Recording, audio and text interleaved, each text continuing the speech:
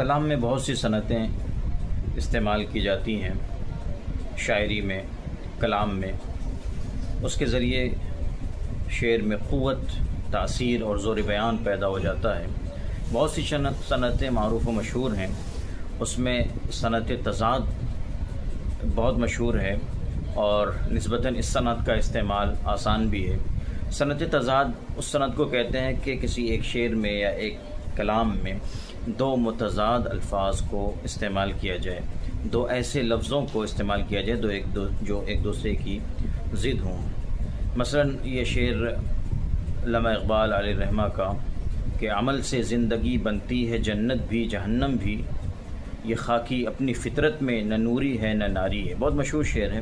اب اس میں دیکھیے جنت اور جہنم، اسی طرح نوری اور ناری، یہ دو متضاد الفاظ ہیں، دونوں مصرعوں میں دو ایک دوسرے کی ضد الفاظ استعمال کیے گئے ہیں۔ اس سے خوبی پیدا ہو گئی اور بات خوب اچھی طرح ذہن میں راسخ ہوتی ہے، چیزیں ازداز سے خوب واضح ہو جاتی ہیں۔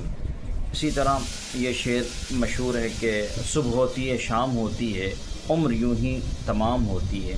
اب اس میں صبح اور شام تو خوبی پیدا ہو گئی کلام میں۔ یہ صنعت تضاد ہے۔ صنعت تضاد کو صنعت تقابل یا صنعت مقابلہ اور صنعت طباق بھی کہتے ہیں۔ اور یہ شعر اور سنیے کہ کیجئے ایسا جہاں پیدا جہاں کوئی نہ ہو، ذرہ و اختر زمین و آسماں کوئی نہ ہو۔ اب یہاں پہ زمین و آسماں، ذرہ و اختر، یہ سب ایک دوسرے کی ضد ہیں۔